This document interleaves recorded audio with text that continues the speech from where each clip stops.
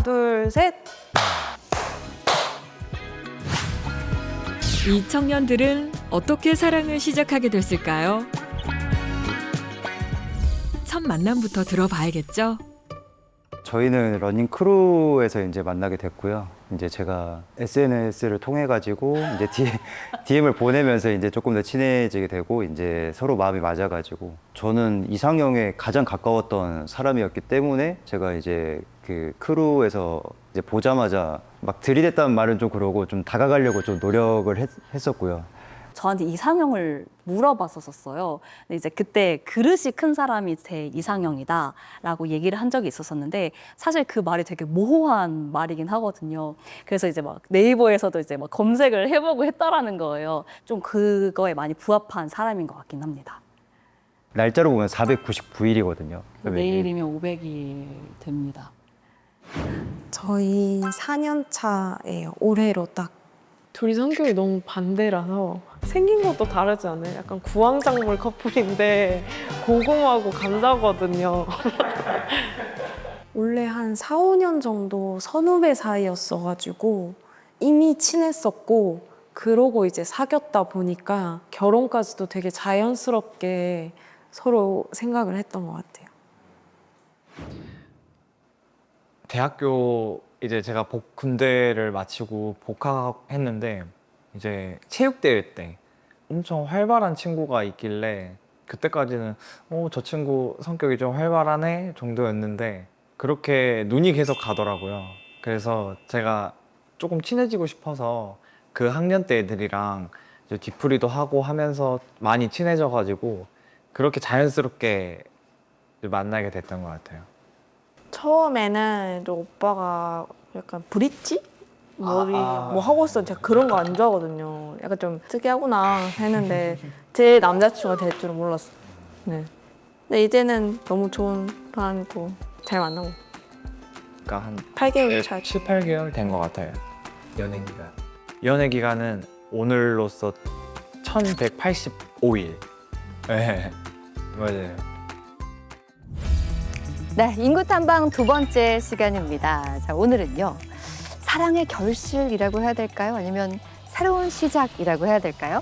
결혼에 대한 이야기 나눠보겠습니다.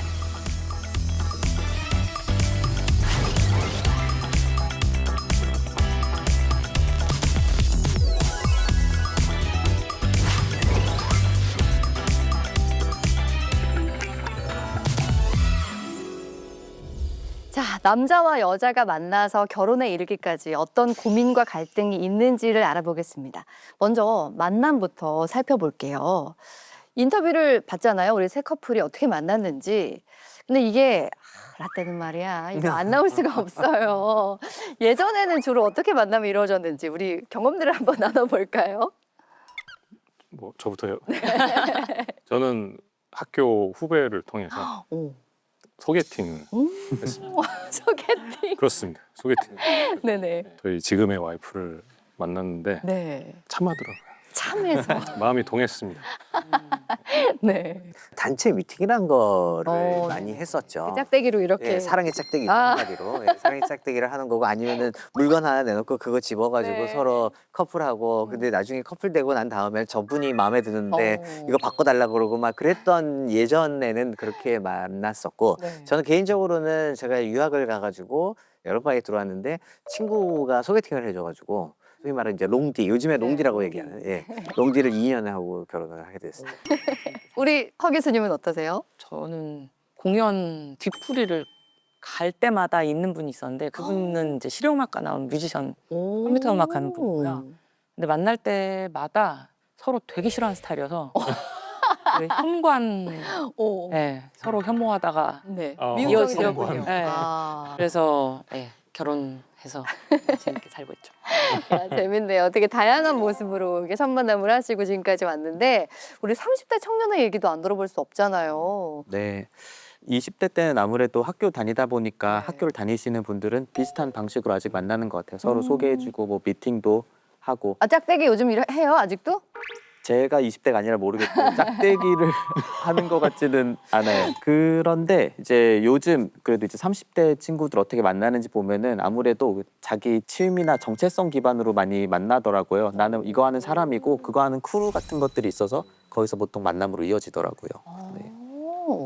자, 요즘 젊은 층 사이에서 새로운 소개팅 문화가 생겼다고 하거든요. 궁금한데요.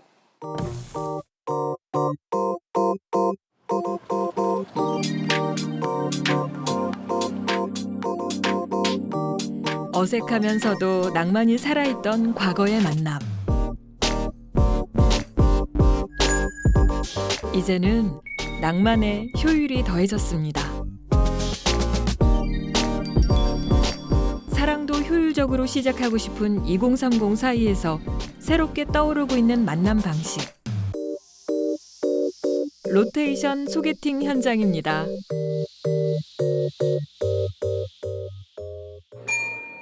네, 안녕하세요. 호스트 보현. 아영입니다. 반갑습니다. 네, 잘 부탁드립니다. 저희 로테이션 소개팅은 10분간의 대화를 통해서 상대방과 호감이 통하는지 안 통하는지 확인하고 추후에 계속 연락을 진행할 수 있도록 도와주는 소개팅 프로그램입니다. 2시간 동안 자리를 옮겨가며 10명 이상의 이성을 만나는 방식인데요. 가장 먼저 본인의 프로필을 작성합니다. 남자가 자리를 이동해 앉으면 프로필을 교환하고 10분간 대화를 나눕니다. 대화 후 쪽지로 애프터 여부를 전달하면 끝. 효율성을 극대화한 방식이죠. 지금부터 그러면 대화 시작하도록 하겠습니다. 시간은 단 10분. 짧게 오가는 질문들 속에서 상대를 파악해야 합니다. MBTI가 저랑 반대네요. ENTJ인데 ISFP네요. 맞아요. 제일 친한 친구 2명 있는데 ENTP랑 ENTJ. 뭐라고 해야지? 그 친구들이랑 말을 하면 끌리거나 그런 게 있는 것 같긴 해요. 되게 키를 디테일하게 썼어요. 사진 좀 적으시고 그쵸. 이 저런 사람 처음 봐요, 제가. 재밌게 봐주십시오. 그래서 보이고 싶은 마음에 적었습니다.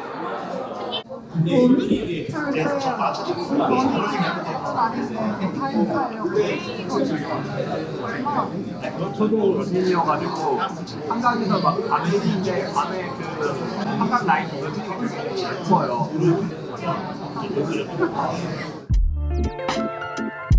서로를 탐색하기 위한 열기가 뜨거운데요. 새로운 소개팅 방식에 MZ들의 반응은 어떤가요? 지금 저희가 3년 정도 됐는데 실제 참가자는 15,000명 정도 되고요. 성사가 된 커플들은 정말 너무 많고요. 실제로 결혼을 했기 때문에 저한테 너무 감사하다고 이렇게 연락 오신 분들도 많고 SNS 프로필 사진들이 바뀌어 있어요. 그런 분들을 보면 저희들이 봤던 얼굴들이고 저희들을 계기로 해서 결혼을 한다는 게 참 저희도 신기한 것 같습니다. 자리를 옮겨가며 많은 이성과 대화를 나누지만 만남이 성사되기 전까지는 서로의 이름조차 알 수 없습니다. 시대의 흐름을 반영하는 만남의 방식일 텐데요. 청년들이 이런 만남을 선호하는 이유는 무엇일까요? 저는 이제 필라테스랑 자이로토닉을 가르치는 선생님이에요. 운동을 가르쳐요. 네. 일단은 시간 절약을 할 수 있는 것 같아요. 왜냐하면 이제 1대1로 저도 주변에서 소개를 많이 해준다고는 하거든요. 근데 지인을 통해서 소개해주면 꼭 지인이 신경이 쓰여가지고 마음에 들지 않은데 그 자리에 이제 애프터 신청이면 제가 거절을 못하는 그런 상황도 있고 하루의 시간을 다 한 사람한테만 뺏겨야 하잖아요. 근데 요거는 되게 장점은 10분씩 12사람을 알아가게 되는 거예요. 시간적으로 전 여유가 없는 사람인데 바쁜 사람한테는 되게 좋을 것 같다. 이런 생각이 많이 들더라고요.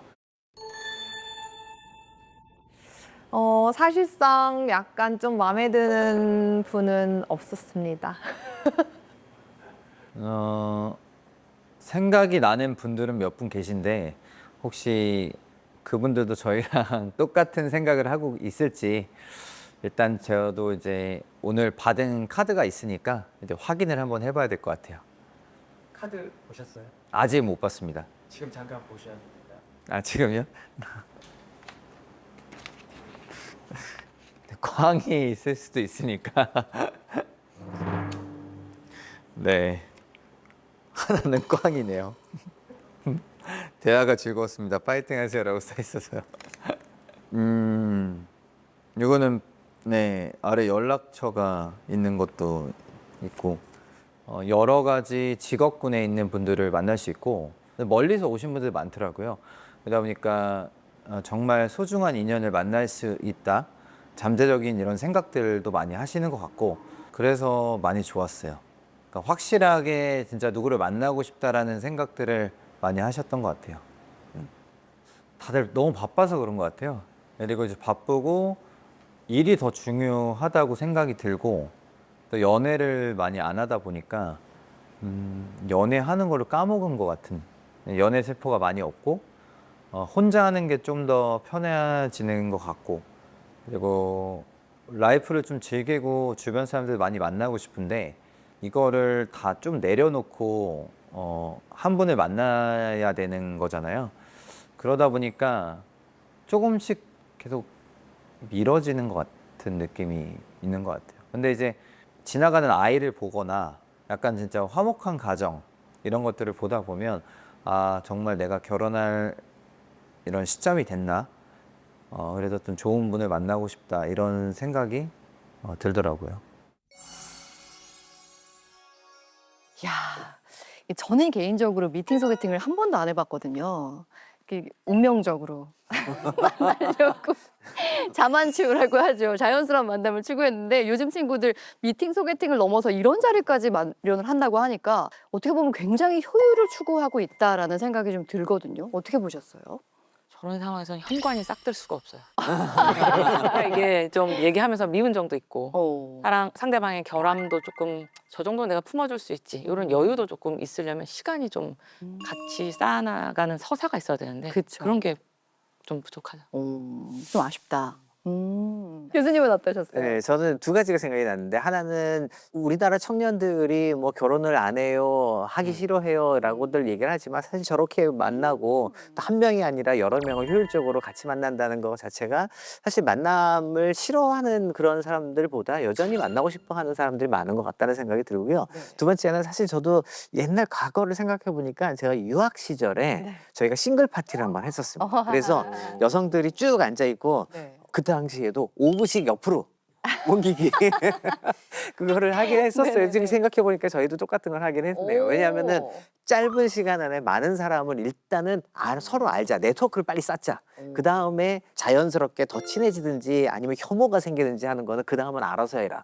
그러나 일단은 서로 그냥 지나다니면서 한국 학생들끼리 알고는 지내자. 그런 취지로 저희 걸 했었었거든요. 네. 네, 근데 비슷하네요. 아니 우리 네. 연구원님께서는 네. 저런 자리 가보신 적 있으세요? 아니요, 저는 가본 적은 없고 요즘 굉장히 많은 것은 알고 있었습니다. 제 친구들도 정말 많이 가고요. 개인적으로 저는 안 가고 싶은 장소인데 근데 저도 이제 이거에 대해서 많이 생각을 해봤는데 너무 인공적이고 좀 낭만 없이 너무 효율성이 극대화된 측면이 있어서 아쉬움이 있기는 한데 그래도 이제 어떤 기회를 이렇게 마련해주고 밖으로 나오게는 할 수는 있는 거잖아요. 만남을 적어도 시도는 해볼 수 있다는 측면에서 그런 부분에서는 좀 긍정적으로 보는 편입니다. 단 몇 분 만에 이 사람을 마음을 사로잡을 수 있을까? 이런 거 고민 늘 하잖아요. 우리 홍 교수님 같은 경우에는 아내를 만나자마자 반했다라고 하셨는데 왜 첫눈에 반하는데 10초도 안 걸린다 이런 말이 있거든요. 이게 과학적 근거가 있는 건가요? 저희 이제 뭐 뇌과학이나 진화생물학에 계시는 분들은 모든 걸 다 이제 생존과 엮어서 생각하는데 생존하면 이제 자손 번식이 같이 따라 나오는데 억겁의 시간을 통해서 이제 진화를 하면서 우리 인간은 아주 찰나에 상대방의 얼굴 좌우 대칭, 캐치, 목소리의 톤 뭐 이런 것들을 딱 바로 캐치해서 이 사람이 내 자손 번식에 도움이 될 것인가 안 될 것인가를 무의식적으로 일종의 뭐 끌린다라는 느낌으로 받게 되는데 그럴 때 이제 나오게 되는 호르몬들이 두 가지가 있다고 알려져 있어요. 도파민, 그러니까 좀 즐거움과 쾌락의 그 예상치 못하는 보상에 대해서 반응하는 것이고 또 하나가 노르에피네프린이라고 교감신경에 관련돼서 이제 동공을 확장시키고 심장을 빨리 뛰게 하고 짜릿한 느낌을 느껴요. 왜 그 자신의 이상형을 만나면 설레는 마음. 무의식 중에 빠르게 판단하고 바로 이제 가슴부터 반응을 하잖아요. 그런 뇌 안에서는 그런 일종의 축제가 벌어지고 있는 거죠. 아, 내 자손 번식 도움이 돼. 우리도 모르는 사이에. 그렇죠. 와. 근데 이러한 약간 첫인상에 빠지는 거를 연구한 팀도 좀 있더라고요. 남성은 여성으로부터 호감을 느끼는데 8.2초가 걸린다고 과학적으로 그렇게 좀 측량을 했더라고요.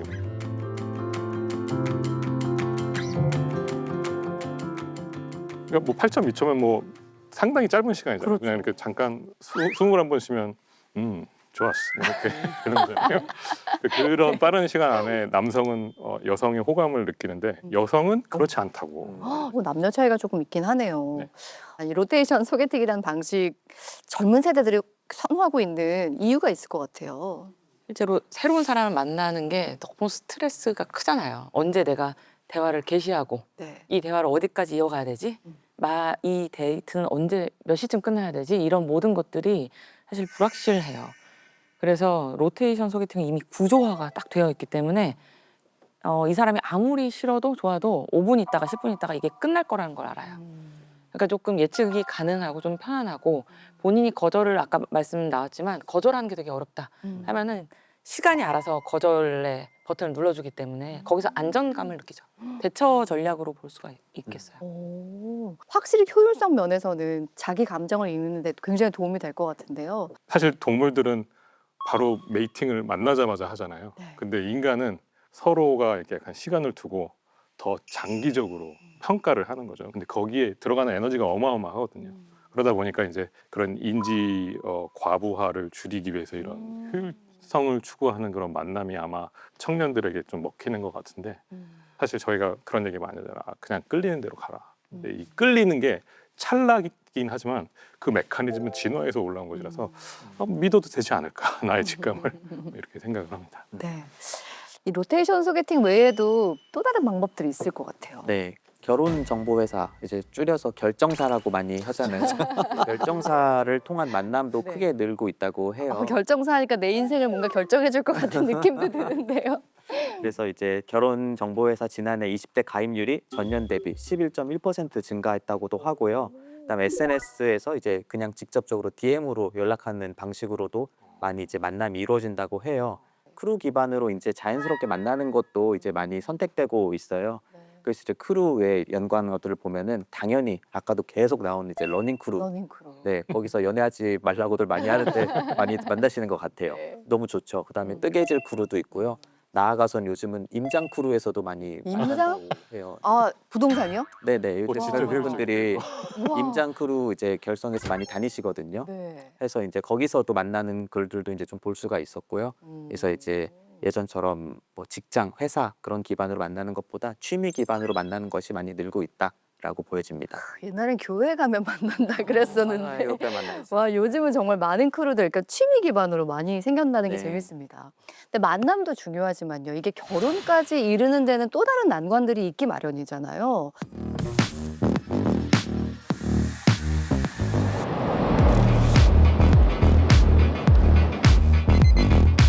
평일 늦은 저녁 한강의 풍경이 달라졌습니다.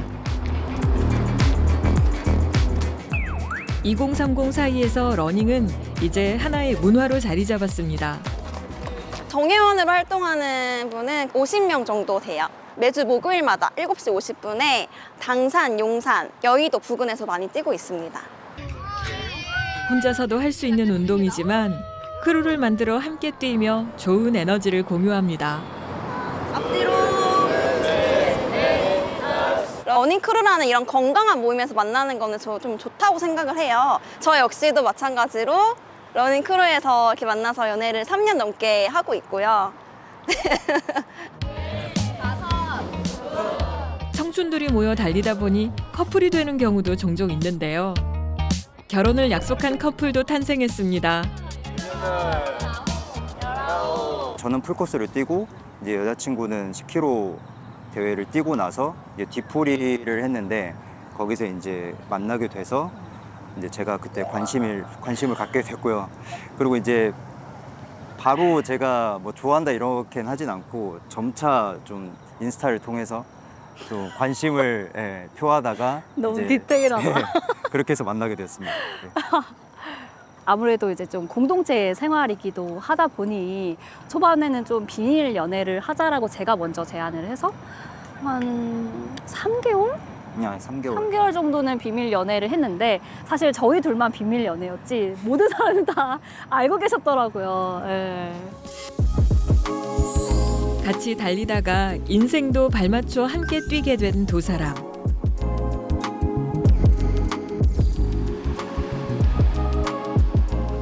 러닝처럼 결혼 준비도 막힘없이 진행될까요? 그럼 정확히 이사 날짜는 언제로 계획하는 거예요? 목적가 내년 2월? 그쯤 조금은 조용한 주거 단지였으면 좋겠다 싶어서 봉차원을 택하게 됐었어요. 네, 일공부 괜찮은 데 있고요. 현재 나와 있는 물건들 좀 보시면은 금액대가 좀 6개 채점되어 있어요. 그렇네요. 네, 한 11억 정도 실제 10억 이상 한 10억 정도 이 정도로 이제 형성이 되어 있고 그럼 뭐 네. 알아는 봤죠. 알아는 봤는데 정말 슬프게도 저희가 소득에 다 걸려서 저는 이제 직장 생활을 한 지 이제 7, 8년 차가 되고 여긴 거진 10년 차가 되다 보니까 사실 소득이 그렇게 사회 초년생만큼으로 낮은 상태는 아니긴 하거든요. 어지간한 거는 다 혜택을 못 보는 상태이기는 해요. 그렇게 했었을 때 저희 자산과 이제 그런 대출을 했었을 때 서울 안에서 그렇게 좀 신혼집으로 볼 만한 곳들이 그렇게 많지는 않긴 합니다. 굉장히 제한적이기는 해요. 내 집 마련의 길이 쉽지 않네요. 그거 보고 이제 좀 마음에 안 든다 싶으면은 많이 나와 있을 것 같은데. 저희가 딱 대선 한 달 전쯤에 이제 임장을 한번 갔었었거든요. 그때 비해서 1억 정도는 오른 것 같아요. 네.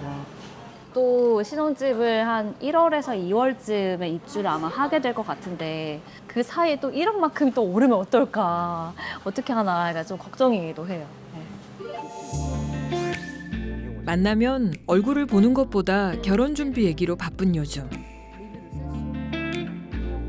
그 막 형제 자매 메이크업 추가하는 거 있잖아. 그것도 한번 생각해 보려고. 우리가 그때 60만 원이었는데 만 원을 그 네이버 리뷰 쓰면은 만 원. 아 맞아. 그래도 큰 싸움이 없는 건 비슷한 성향 덕분입니다. 이제 여자친구가 그 엑셀로 좀 정리를 해가지고 같이 좀 했던 것 같아요. 이거를 이제 어떻게 우리가 계획을 짜고 이제 실행할 건지. 요즘 계획도 둘 다 제이 대문자 제이. 네. 요즘엔 가사 분담도 리스트로 정리하는 게 유행이라고 하는데요. 아, 한번 체크해봐 주실 수 있어요? 아 네네. 와. 진짜 디테일하다. 이거는 일단 내 이름 써야 될 것 같은데. 얘는 퇴근하고 나서 요거 돌리고 그다음에 이거 하는 거죠. 그럼 얘를 묶자. 그리고 화장실 묶어서 여기 상철. 아 두 개 다. 안 맞을 수 있잖아 퇴근 시간. 각자. 식사 준비한 사람 내 설거지 안 하고 냉장고 정리는 내가 할게. 음수 내가 버리지. 빨래 개비는 같이 하지. 근데 이렇게 놔놓고 안 해. 그럼 싸우는 거잖아. 그러게. 이거는 내가 할게. 육아. 와우. 아침 시키기? 아침 시키기는 내가 하는 게 낫잖아. 출근이 빠르잖아. 그리고 아침 운동하니까.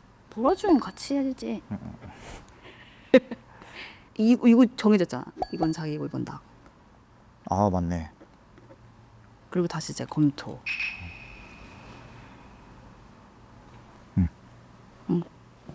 된 것 같습니다. 오. 치열했다. 실제로 해보니 어떤 생각이 들었나요? 정말로 저희가 이렇게까지 디테일하게 이야기를 나눠보지는 않았어서 그래서 미처 좀 생각하지 못했던 부분들을 좀 알 수 있었던 것 같고 그리고 이제 오빠들 얘기하니 이거 찍어가자고 이거 찍어가서 조금 더 심도 깊은 이야기를 좀 나눠보면 좋겠다는 생각도 했어요. 누군가가 더 잘하는 부분들이 있으면 분담을 하는 것이 맞는데 같이 생활하는 공동체 생활이다 보니까 좀 주도적으로 하는 게 좀 중요하지 않나. 그게 또 결혼 생활에 네. 결혼 생활을 좀 행복하게 하는 좀 요인이지 않을까 싶긴 합니다. 이거 찍어가야겠다.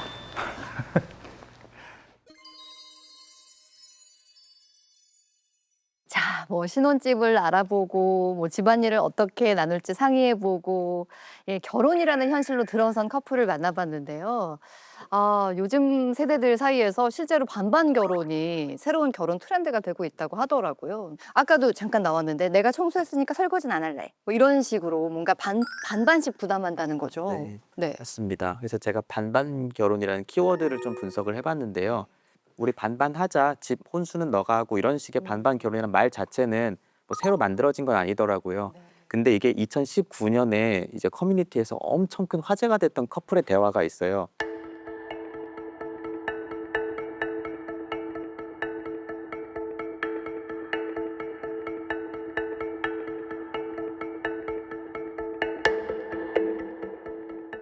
이런 좀 정량적이지 않은 부분까지도 반반으로 하는 이제 형상이 많이 나와요. 그 대화가 엄청 유명한데요. 그런 것을 보면은 이제 반반 결혼 자체는 어떠한 선까지는 선호되고는 있는데 좀 갈등으로 많이 이제 번지는 추세도 많이 있습니다. 반반 결혼이라는 게 그럼 왜 나왔느냐를 한번 좀 우리 좀 생각을 해봐야 될 것 같아요. 그러니까 이게 결혼이 과거에도 그랬지만 지금은 너무 비싸진 것 같고 그중에 특히 제일 중요한 게 아마 주택을 어디서 살지를 찾아가는 게 너무 비용이 비싸니까 물론 뭐 지방은 좀 다를 수도 있겠지만 그래서 얼마 전에 이 통계청에서 사회조사를 했는데 거기에서 결혼을 하지 않는 이유가 뭐냐라는 질문에 대해서 31.3%가 결혼 자금 부족이라고 이야기를 했다는 거예요. 그래서 그게 아마 결혼 자금이 부족하니까 서로 그러면 나도 이만큼, 너도 이만큼. 요즘에는 또 비용을 낼 때도 밥 먹고 N분의 1. N분의 1이 다 네네. 이게 그냥 일상화되니까 그러니까 결혼에서도 그런 일상화된 비용적인 측면과 그다음에 문화적인 측면이 합쳐져서 반반 결혼이라는 얘기가 나온 것 같습니다. 맞아요. 옛날에는 N분의 1 하자 그러면은 막 정없다고 막 그랬었잖아요. 근데 이제는 가장 친밀한 부부 사이에서도 그게 트렌드가 됐다고 하니까. 근데 젊은 세대의 합리적 사고의 결과다라고 볼 수 있을까요? 합리적으로 볼 수 있겠어요. 아까 그 식당에서 돈 내는 거 말씀하셨는데 네. 예전 세대에 그래서 항상 그 세대는 호구가 계셨죠. 그래서 돈 내는 사람은 계속 내고 신발 늦게 신고 나오고 막 아우 내가 낼게 이러면서 뒤로 물러나고 너무 힘들게 살고 계속. 네. 그러니까 사실은 어느 정도는 합리적인 그 과정에 있다고 보여지긴 하거든요. 그런데 이게 사람의 일이라는 게 너무 예측 불가능하잖아요. 그렇죠. 결혼이라고 하는 거는 팀 프로젝트보다 훨씬 더 긴 기간 동안 같이 지내는 거기 때문에 어떤 경우에는 누군가가 불의의 사고나 뭐 불행이나 정신질환 등으로 몇 달에서 몇 년까지도 아무 일을 못 할 수도 있어요. 그렇죠. 그럼 그때는 어떤 사람이 그걸 지켜줘야 되는 거고 그리고 이제 조금 나아지면은 다른 사람이 또 역전을 해서 다른 사람이 보호자가 되어주는 거잖아요. 지금은 젊으니까 다 할 수 있을 거라고 생각할 것 같아요. 그러니까 이거는 그 궤적에 따르면 굉장히 합리적인 게 맞고요. 근데 조금 60대, 70대에서 봤을 때는 손해를 조금 서로 봐라. 이렇게 조언할 수는 있겠죠, 또. 그게 지혜겠죠. 그러니까 누가 그런 얘기 하더라고요. 결혼은 1 더하기 1이 만나서 2가 되는 게 아니라 1 더하기 1이 만나서 1이 되는 거다. 그러니까 반씩은 포기하고 서로를 대해야지 하나가 되는 거다라고 얘기를 하던데 그러니까 관계의 지속성을 생각해 보면은 계산보다는 좀 이해가 필요할 것 같긴 합니다. 그 연애 초기에는 이렇게 바라만 봐도 너무 좋다고 하잖아요. 모든 거 다 이해하고 다 받아들일 준비가 되어 있기도 하고 그런데 결혼은 이제 현실이다 보니까 결혼 준비할 때나 실제 결혼 생활에서는 뭔가 이렇게 현실적인 문제를 이렇게 따지게 되더라고요. 홍 교수님 이런 것도 어떻게 보면 뇌의 작용으로 설명을 할 수 있을까요? 예, 처음에는 아까 설명드렸던 도파민과 노르에피네프린처럼 그 순간에 계속 그 사람을 만나고 싶고 가슴이 뛰게 하고 이런 관계가 뭐 제가 보면 아까 새 커플들이 느낄 만한 기간 한 300일에서 500일 정도는 계속 그런 신경 전달 물질들이 우리 뇌에서 나오는 것 같고 그 뒤부터는 사실 남녀 관계라기보다는 이제 동지의 관계로서 그러면서 점차 이제 안정을 찾게 되고 신뢰를 찾게 되고 그러면서 이제 이성 관계가 아니라 내가 그래도 이 사람과의 어떤 반려자로서 이 정도는 내가 손해를 충분히 할 수 있다라고 관장하는 그런 호르몬들이 좀 있어요. 그래서 뭐 옥시토신이나 바소프레신 같은 것들이 꾸준히 나와주면 이제 옆에서 코를 골고 자고 있는 남편도 귀엽게 보이기도 하고, 예전에는 화장실에서 트지 못했던 문제를 터던 부인의 모습도 너무 사랑스럽고, 뇌과학적으로도 그런 변화가 좀 있는 것 같습니다. 그러니까 호르몬이 변화하면서 관계도 뭔가 질적 변화가 일어난다. 근데 뭐 사랑의 유효기간 이런 것도 있다 하더라고요. 그것 때문에 이제 사실은 결혼보다는 연애가 더 좋은 게 아니냐. 어차피 결혼해봤자 사랑은 뭐 3년밖에 안 가니까 이렇게들 말씀하시지만 그 유효기간은 말씀하신 도파민의 유효기간이에요. 그 이후로부터는 옥시토신, 바소프레신이 나와주면서 떨리는 사랑이 아니라 아껴주는 사랑으로 바뀌거든요.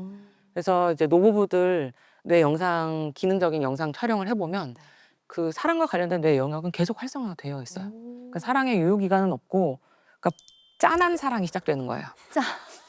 너무 공감돼요. 뭔지 알죠? 네. 짠하잖아요. 다 짠하잖아요. 맞아요. 그러니까 저는 지금도 결혼은 측은짓입니다. 서로를 좀 안쓰럽게 봐주는 마음이어야지 오래 간다라는 느낌이 들더라고요. 그때는 반반 목록이 의미가 없어요. 맞아요. 저 사람이 짠하면 내가 해주고. 아니 너무 공감하시는데요, 옆에서? 프리뷰를 이제 보여드릴게요. 절대 보지 못합니다. 경험해 보셔야 됩니다. 경험과 달라요, 네네. 근데 이렇게 살다 보면요, 사실 막상 결혼 생활에선 중요하게 여기는 기준이나 방식이 서로 다를 수도 있는 거잖아요. 흔히들 이거를 가치관 차이라고 하던데, 이 결혼에 대한 남녀 간에 어떤 차이가 있을까요?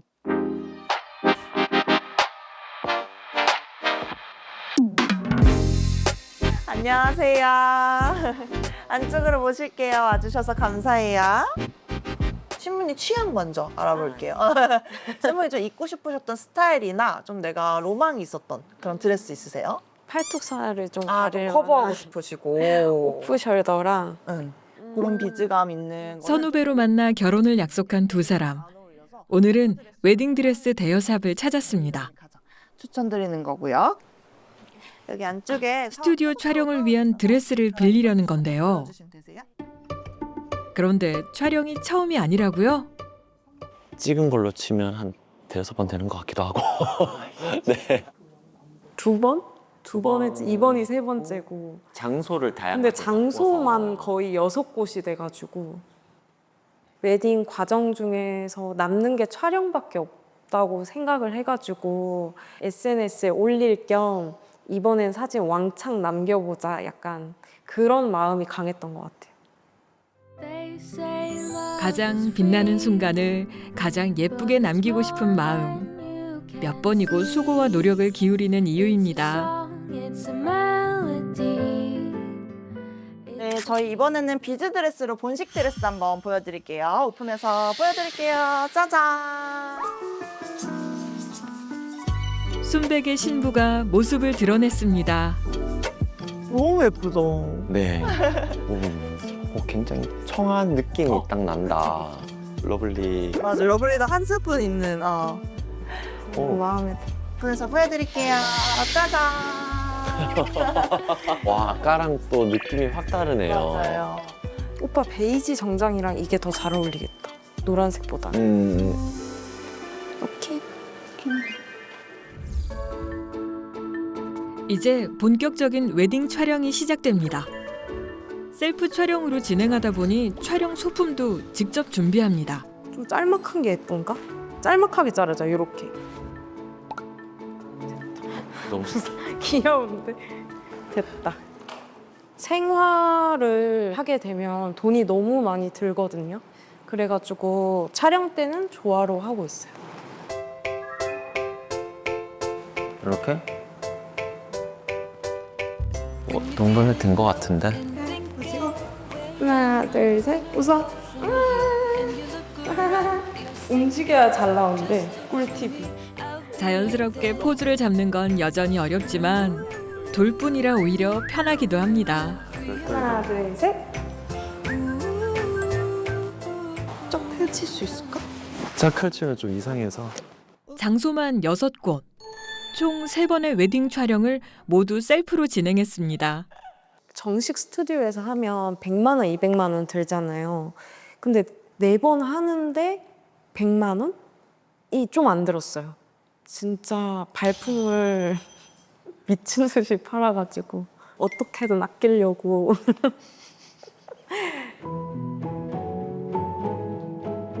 우리 이거 마주보고 있으니까 예쁘다. 아이디어는 있으세요? 네. 제가 약간 욕심이 있어가지고, 마이크. 욕심이 있어서 저는 한 3명 정도 낳고 싶고, 오빠는 1명만 낳고 싶어서 그 합의점이 2명이에요. 사랑이 넘치는 이 커플에게도 고민이 있을까요? 아이를 낳으면 여자들이 일이 끊길 수밖에 없겠더라고요. 똑같이 이제는 대학을 나와서 사회에 나와서 치열하게 살아왔잖아요. 근데 아이를 낳는다는 이유만으로 여성은 커리어가 확 끊기니까 나도 내 돈 벌 수 있는데 나중에 집에서 애만 돌보면서 오빠한테 용돈을 받는데 이 용돈 가지고 한마디만 해도 평소에는 그렇게 화가 안 날 일도 그때는 화가 엄청 날 것 같은 거예요. 그러니까 뭔가 그런 상상은 저 스스로 해보는 거죠. 이럴 땐 나는 어떻게 마음가짐을 가져야 될까? 근데 한편으로는 좀 비참하긴 해요. 왜냐면 사회에서 이게 잘 제도가 돼 있다면 나는 애도 잘 키우고 일도 잘할 자신이 있고 그럴 의향이 있는데 그게 안 되니까. 이런 얘기를 생각해 주셨는지. 아직까지 그렇게 그때 가서 상황에 맞게 잘 얘기해서 하면 되지 않나라고 좀 가볍게만 좀. 이 포인트가 여자들이 너무 외로운 포인트인 거예요. 지금은 외롭지 않거든요. 근데 만약에 아기를 낳고 나 일하러 가고 싶은데 쉽지 않잖아요. 갓난아기는. 저희도 얘기하다 보니까 그렇긴 하네요. 결혼이나 출산이 한국 사회에서 너무 각박하다.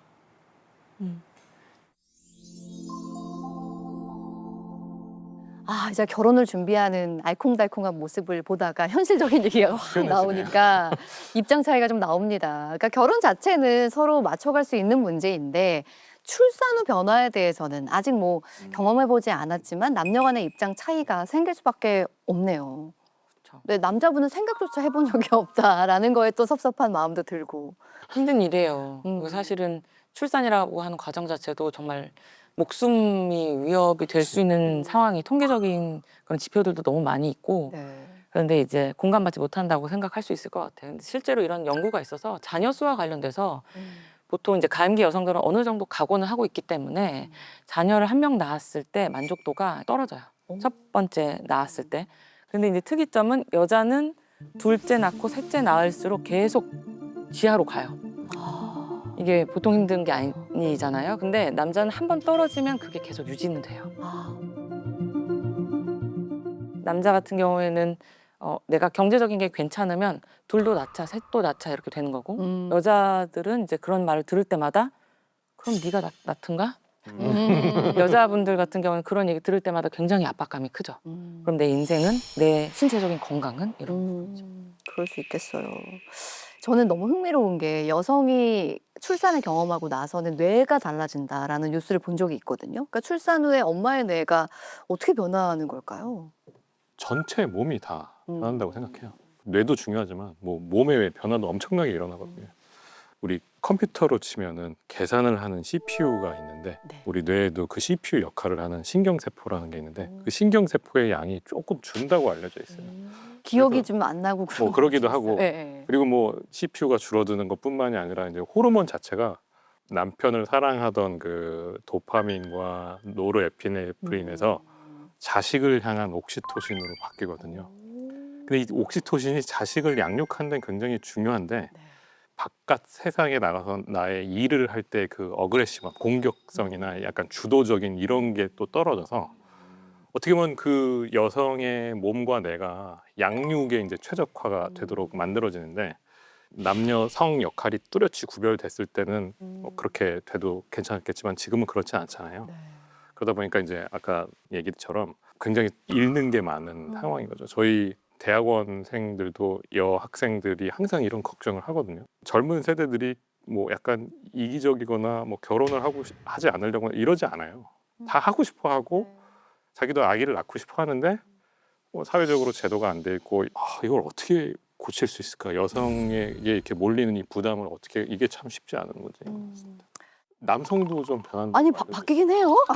네. 그러니까 뭐 여성만큼 네. 몸에 변화가 있지는 않지만 아버지도 이제 양육의 부담을 느끼면서 이제 뭔가 더 이전으로 치면 수렵과 채집의 네. 역할을 더 느끼게 되면서 거기에 해당하는 뇌 영역들이 좀 영향을 받는다고 알려져 있는데, 아이가 나오면서 양육할 수 있는 최적화된 구조로 부부의 몸과 뇌가 변화하는 거 아닌가 이렇게 생각합니다. 그것도 생존인 거네요. 근데 변화하는 시기가 보통 한 10달 정도 걸려요. 출산 이후 시점부터 10달 후쯤부터 변화가 생기거든요. 그러니까 사실은 그때 아이가 막 울고 그럴 때 엄마가 왜 이렇게 애를 못 봐? 이러고 애를 데려오시면 안 돼요. 그러니까 거기 죽이 되든 밥이 되든, 그리고 이제 10달을 이제 나중에 뇌가 나만큼은 되겠지 이러면서 기다려줘야 되거든요. 그렇군요. 그래서 이게 젊은 세대들이 출산을 이제 미루거나 기피를 하잖아요. 그래서 그거에 대해 가지고 2024년에 저출산고령사위원회에서 아마 서베이를 진행을 했어요. 그래서 거기에서 뭘 물어봤냐면은 자녀 출산 계획이 없다고 답한 사람들이 있는데 어떻게 하면 당신들의 생각이 바뀌겠습니까? 했더니 되게 재밌게도 남성하고 여성의 차이가 확연하게 드러납니다. 그 남녀 모두 1순위가 육아휴직이나 단축근무를 해도 급여가 충분하면 좋겠습니다라고 나왔는데 2순위부터 차이가 나요. 남자는 2순위가 경제적인 지원이랑 관련이 있고요. 여성은 육아휴직, 육아시간 보장 여기에 더 이야기가 나옵니다. 그러니까 뭐냐면은 남성들은 경제적인 측면에서 내가 생각을 바꿀 수 있다고 생각하는 반면에 여성들의 경우에는 내 경력이 유지가 될 수 있을까? 내가 아이를 이렇게 보육을 하고 양육을 하면서 나의 경력은 어떻게 되는 걸까? 이런 걱정이 나오는 거예요. 그럼 그게 뭐냐면은 이미 남자들한테는 아기가 나온다고 해서 나는 경력 단절이 있을 거라고 생각을 하지 않는 거예요. 기본 조건 자체가 그건 없습니다. 근데 여성들한테는 기본 조건 속에 그게 들어가 있는 거예요. 지금 사회적으로는 굉장히 제도도 뭐 많이 잘 갖춰놨어요 하지만 정책적으로는, 그러나 실질적으로 남녀가 느끼는 감정은 그렇게 큰 차이가 있던 거였죠. 그러네요. 30대 청년 입장에서 우리 정석환 연구원님에게는 이런 얘기가 어떻게 다가오나요? 제가 실제로 눈으로 많이 본 그런 모습들도 많이 있어서 공감이 많이 됩니다. 근데 이제 소셜 미디어나 저도 이제 매체 통해서 많이 보면은 결혼식에 들어가는 비용이나 그런 시간 소모는 점점 과해지기만 하고, 매체를 통해서 결혼하는 부부를 보면은 항상 그런 갈등의 요소들만 이제 편집을 해서 내보내다 보니까 결혼이라는 키워드 자체가 이제 저 안에서도 굉장히 이제 이래야만 하는 건가? 계속 이렇게 과해지기만 하는 게 맞을까? 이런 생각은 있는 단계입니다. 요즘 방송에서도 이혼 그렇죠. 방송 되게 많잖아요. 그러니까 결혼하기도 전에 이제 그 현실을 다 미리 프리뷰하게 해주는 그런 방송들. 근데 생각보다 괜찮아요. 그렇지 않아요? 뭐 배우는 것도 많죠. 생각보다 되게 괜찮을 것 같거든요. 네네. 근데 이제 제가 결혼을 만나는 그런 매체는 굉장히 이런 자극적으로 구성이 되다 보니까 두려움이 좀 이제 커지는 것은 있죠. 그런 분들은 저희 방송 함께 하시면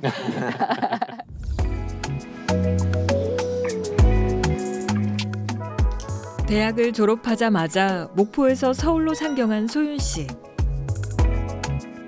오래 꿈꿔왔던 일을 위해서였습니다. 쇼핑몰 하는 게 꿈이었어가지고 계속 꿈을 가지고 있다가 작년에는 회사원이었거든요. 그 회사에서 이제 그만두고 이제 꿈을 이룰 때가 됐다 이렇게 생각하고 이번 연도 3월 달부터 시작하게 됐어요.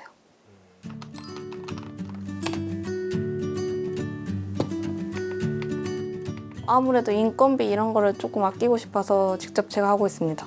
촬영도? 네. 거울샷 같은 경우는 제가 하고 있고 이제 저를 찍어주는 사람 이제 필요하니까 남자친구한테 찍어달라고 하죠.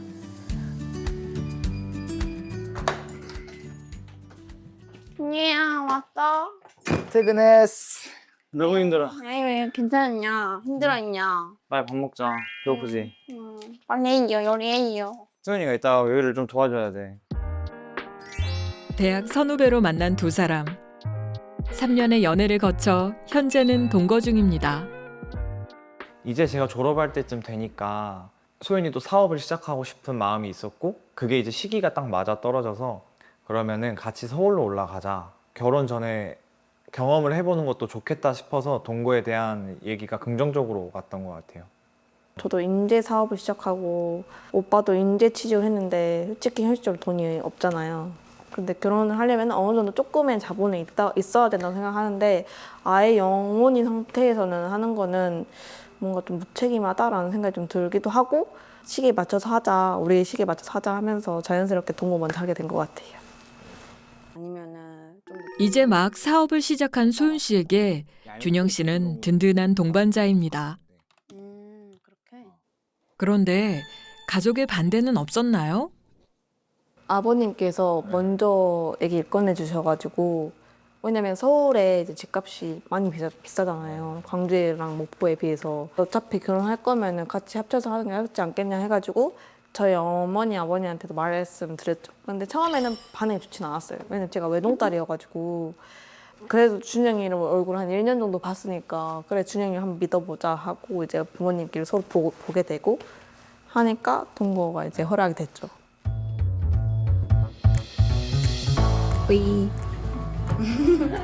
부모님 허락 아래 시작한 동거. 이제 반년이 지났는데요. 허리도 출발하죠.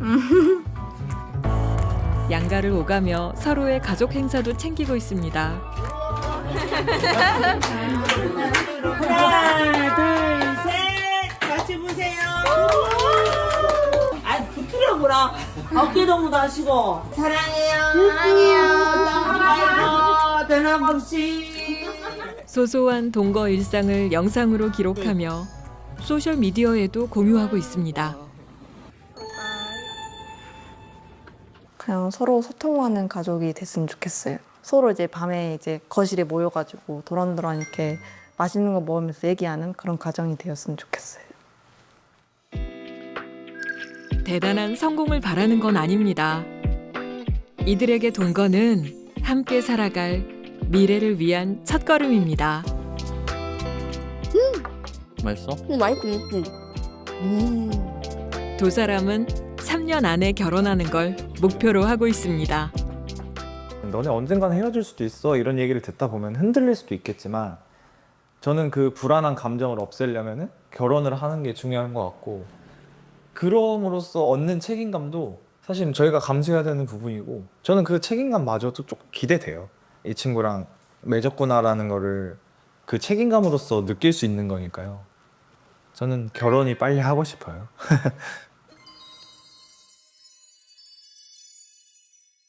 요즘 청년들의 이야기를 좀 들어보고 어떤 생각이 드셨는지 궁금한데요.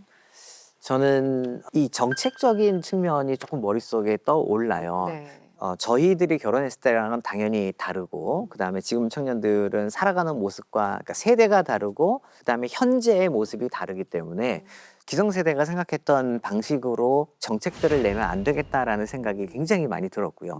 그중에 하나가 한 커플의 이야기를 할 때 뭐가 나왔냐면은 이제는 자기네들이 어느 정도 갖춰진 상태에서 결혼을 하게 되면 나도 그렇고 또 배우자가 될 사람도 그렇고 소득이 어느 정도 이제 됐기 때문에 여기 올라와 있다는 거죠. 그래서 우리는 결혼을 선택을 하고 그래서 우리는 집을 찾으러 돌아다니고 있는데 정부가 지원해주는 그런 혜택들은 언제나 소득이 낮은 사람한테만 가고 있어요. 그러니까 그게 현실과 정책이 만들어졌던 시점과의 그 괴리거든요. 그래서 거리가 더 가까워지든지 아니면 그거를 아예 없애든지 해야 될 것 같아요. 그래서 저는 지금 현재 정부가 굉장히 많은 정책들을 혼인 지원과 그다음에 출산 지원을 해주고 있는데 그게 정말 오늘의 현실에 지금 저렇게 결혼하고 있는 오늘의 커플들의 맞느냐, 부합하느냐, 정합하느냐 이거를 조금 더 자세히 들여다봐야만 하지 않을까 생각이 들었습니다.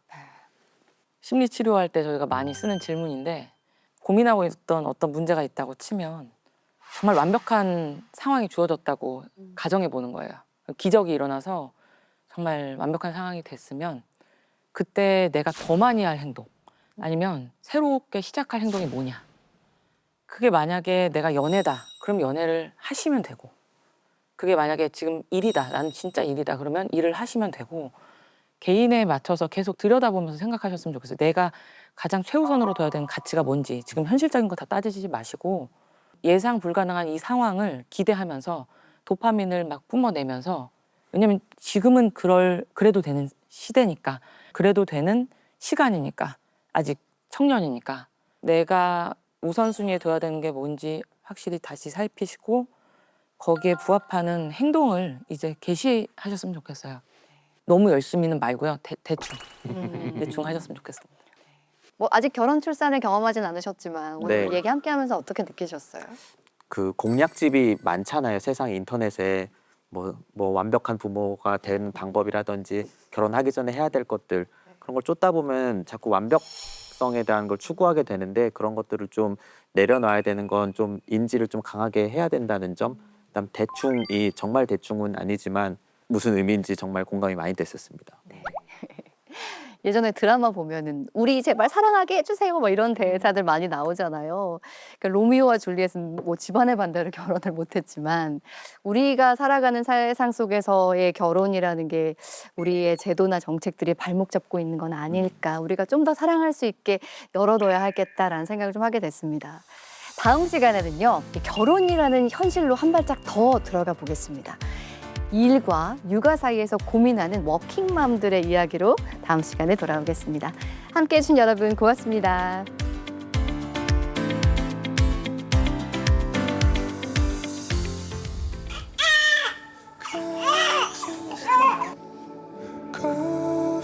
밀리고 밀린 선물을 받은 기분이.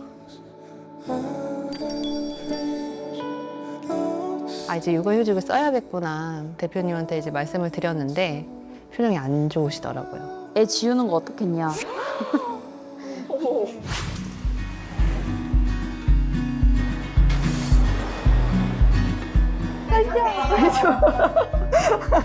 こんにちは。卵80個買ってます。